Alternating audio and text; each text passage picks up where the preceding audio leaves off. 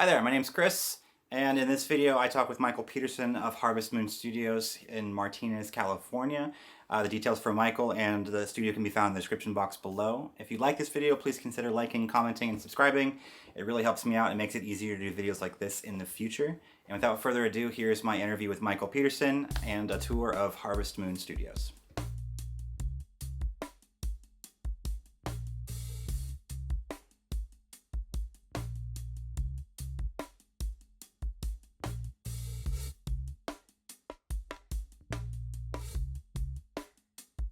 Hi, I'm Michael Peterson. I'm the owner of Harvest Moon Studios. I'm an engineer and music producer. Can you tell me a bit about Blue Tree Records? You're not just a recording studio, right? There's a label behind it as well. Yes, Blue Tree Records is an independent label. We're located in Martinez. It's been in existence for about 5 years. We have signed several independent artists, and we actually have a full-fledged staff, which I'm very proud of. I've been a producer and engineer for years, and my mentor, Louis Biancanello, is a Grammy Award-winning producer and artist himself. And so, being his assistant, I kind of got some inside information what was going on with the industry, and I didn't like some of the things I was hearing at the time. He was working for a gentleman named Clive Davis, which everyone has heard of, American Idol, and I kind of got a little insight of what was going on in the background. And I said, you know what, do I really want to get on with some labels? So it kind of made me think. Around that time, I took a trip to New York to go to the AES convention for audio engineers, and I had talked to some local musicians. I said, "Hey, what's a great place? There's some great music." I said, "Oh, you got to go to Greenwich Village and go to the Blue Note, which is a traditional, famous jazz club of all time. Anybody that's played there." So I went down there and get in there, and the house is packed. There was a bassist and a drummer on stage, and then this gentleman walks out from the side. He's kind of a little hunched over. He's got kind of a off-white suit. He sits down at the piano, and I was like blown away. He was like, take your 5 top favorite jazz pianists and put them into one person. And it was like imagining flying into New York in slow motion, seeing the Manhattan skyline, but sophistication. That's how he played. I was just, and I was thinking, why have I not heard of this gentleman? At that moment, I knew, you know what? I need to create my own shop. I need to create a label. I need to have autonomy. So here we are today. It's been a journey with my staff, and I'm loving it. So this is our editing suite. We do specialty type videos. We do behind the scenes. And then, of course, we do music videos, which is a larger scale production. But usually what we'll sit down and storyboard it, figure out what their vision is, maybe have us show some examples of what they're thinking of and see if it's within their budget. I tell the artists that we can actually spread the budget over some months and do this, make some payments. I say that because videos can get very expensive, but once again, we try to keep that in relation to what they can spend for a video. What are some of the services that Harvest Moon Studios and Blue Tree Records offer? Of course, we have video services. We do record bands. I work with different genres. Being an engineer for over the years, it's really interesting because one day I might be doing a hip hop record, the next day I might be doing a country record, or I might be doing a corporate session with a corporation, a voiceover or something for a network. I got into it by accident. A client had asked me, "Hey, can you do audiobooks?" And I never say no. So yeah. So I researched it, but really what I found out is audiobooks are very similar to, like, if I'm working with a vocalist that's doing vocals for their record. You're coaching the artist in the performance, the delivery. One of the things I also do too is that I also do a lot of coaching for my artists. Being a label, kind of has come naturally for me, where we do artist development. So I sit down with the artist and I say, okay, let's kind of figure out what your goals are. Let's put you on a schedule. And the whole goal there is to help the artists with their fan building. If you have 1,000 fans and you have 1,000 super fans, well, that's close to $100,000 a year. Just in ticket sales, merch, that's even if someone comes to hear you maybe 3 times a year. Between buying your merch and paying for tickets, that adds up. So what musicians and performers they don't realize that you can make a living if you go about it right. It takes some time, but you can build your following over a period of time. Is there a story behind the name Harvest Moon Studios? That's a great question. I guess my first album, well, I'm going to show my age. I did a cassette. Everybody great. And I was renting a little cottage out in the countryside in Martinez. And I had to call my studio something. I said, "What's country? Harvest Moon." Uh, so I called it, recorded that Harvest Moon Studios. That's before I even built the commercial studio. And I made 500 cassettes. I sold them all. I think there's one cassette left. And that's kind of how it came to be. It's like from the country, kind of a country name, and the name kind of stuck. And people say, "Hey, is that from Neil Young?" Because Neil Young has an album called Harvest Moon. And I go, "No, that's before Neil Young. He didn't ask me permission, by the way, but that's okay." Thanks, Neil. Yeah, thanks, Neil. I love Neil Young. So. This is our green room. Basically, it's great to have a room where the musicians can come and get away from the studio, take a little break. Sometimes we use this room as a writing room. Sometimes we use it for videos, obviously for lunch breaks, for dinner breaks, and so forth. And actually, sometimes musicians like to take naps, so it makes sense too. But as you can see, we have video here. We have a little mini kitchen. It's nice to have a room where people can relax, and it's nice also for a space where the musicians can get together and talk about their music and songs and what they want to do. Just a nice break for them. I was a serious jazz trumpet player, came up through jazz bands, had bands in high school where we played for school dances, back when they had bands, played for dances. Really into my music.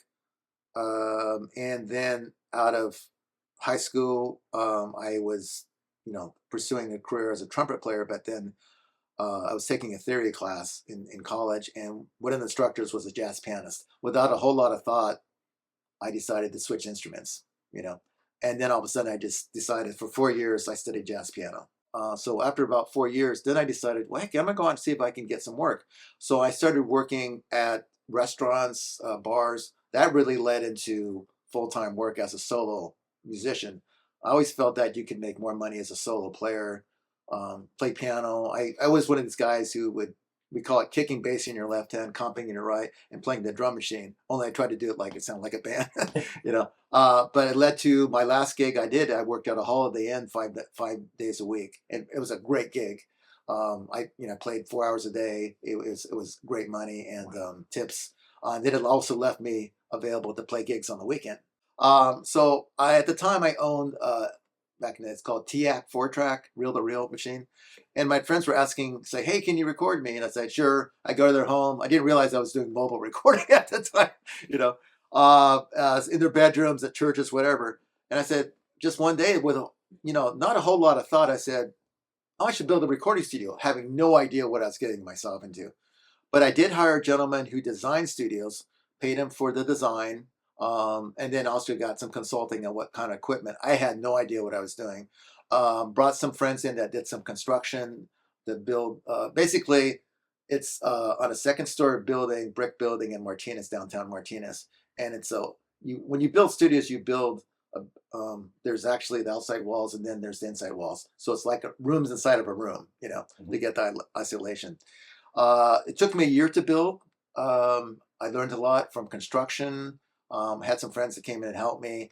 But I'm so glad that I put the time into it, because even today I get a lot of compliments. It's really interesting.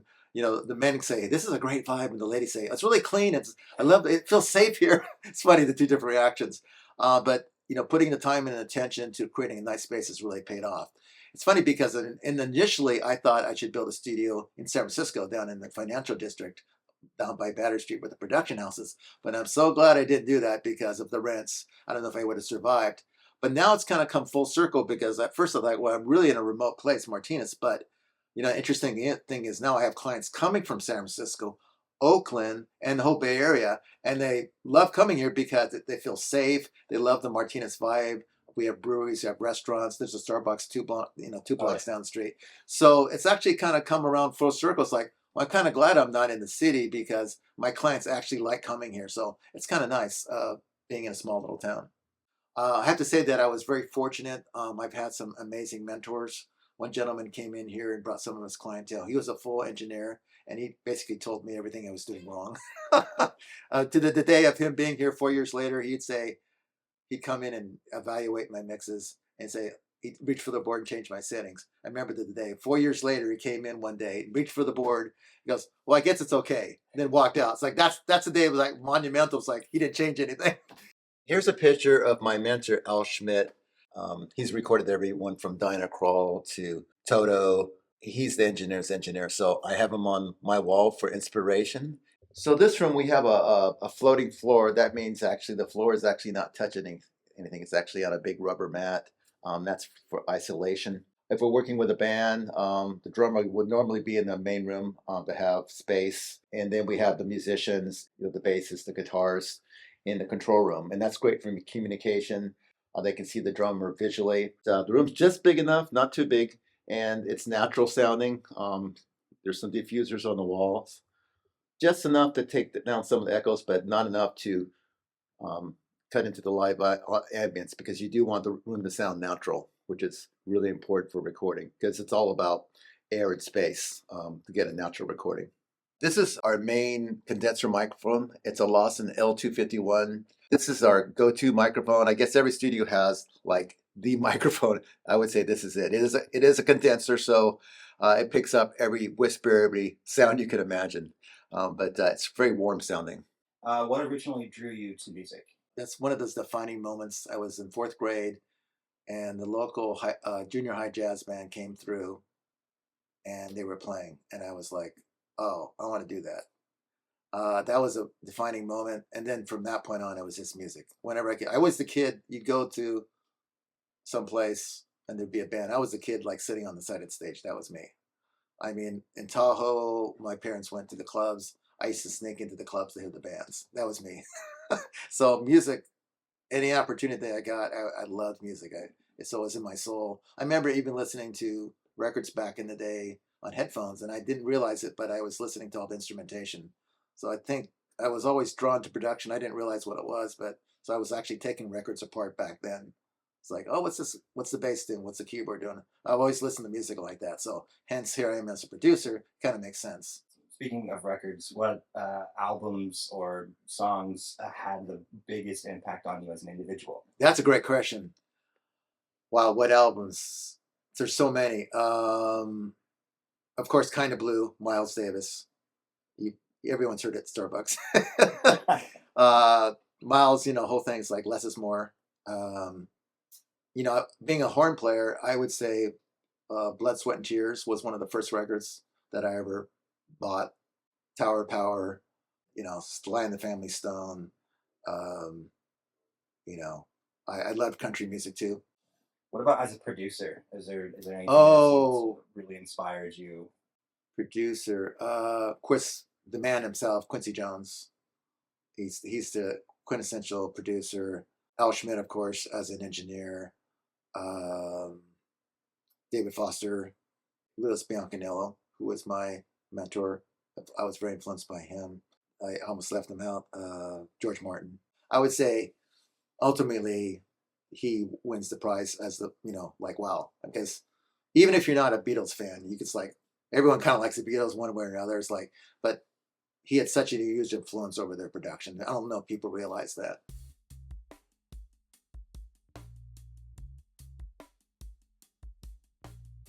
Clients will come in here and just kind of camp out, and we have a couch back there. We have several chairs. It's nice because it's really very cozy. I get a lot of compliments on the studio where they feel the warmth. It's clean, it's nice, they like the lighting, so it's really a warm environment. And it's really worked out where the clients feel at home here. We have a slate mixer here where it's touchscreen, and that's the console. We have outboard processing here. This is reverbs and delays. Over here we have preamps. Some of these are tubes, some are solid state. This preamp right here is a Yuri 601B, the same one that Adele uses, her producer uses, I have to say. But we use that a lot for vocals. Knowing what you know now and where you're at in your career, what advice would you give to your younger self? Maybe pitfalls to avoid, maybe spend more time on X, maybe spend less time doing something else. That's an easy one. I feel that if music is part of your soul, it's something you need to do. It's not a choice. But I think I would have done it full time earlier. If I could talk to my younger self, I would have switched over to production, because lucratively, if I'm making more money than I would have had doing something else, or something I did before. So, and I always equate that as like if you're doing something, and you've heard this before, it was like if you're doing something you love, it isn't work. And I think you actually are more passionate about it. So I always I would tell my younger self or someone coming up, it's like focus on this because where will you be in 5 years from now? So that's advice I would give myself if I my younger self, as well as someone getting into it at an early age. Is that just do it, don't think about it, engross yourself in it. What are some recent albums or projects that you've worked on that people can check out? Well, I'm currently working with artist Dave Land. We're working on its fifth album. He is going to be going on tour in the spring. So we're hoping to have a release for him by then when he goes on tour. What is next for you, Harvest Moon Studios and Blue Tree Records? Well, we're doing our first branding workshop coming up. And I'm not sure what the video is going to be aired by that time, but it's on March 16th coming up. We're bringing in a branding expert. We're also making a networking function for the musicians and the artists. So it's interactive. And so we're going to be doing more workshops like that, more interactive things. Now, having the label I tend to want to include artists on what's practical. So I plan to do more videos on promoting how to build your brand, how to brand, how to build your fan base. I think that's kind of missing. If I look at YouTube, I think that's the part that's missing. It's like, well, how do I make money? I mean, because you can't, once again, you can't lean on the platforms to make a few cents per download, if it's even that. But you can make money from doing your own concerts, your own releases. So I'm definitely an advocate of that. So I'm going to be doing more videos on educating musicians on how to do proper releases, how to build their fan base, how to get information from their fans when they're out performing, things like that. So, where would be the best place for people to find you and information about the studio? Great. So I am on the internet, harvestmoonstudios.com. You can contact me at 925-586-8948. If I don't answer the phone, just text me. I'll get back to you. Awesome. Thank you so much for your time. Thank you.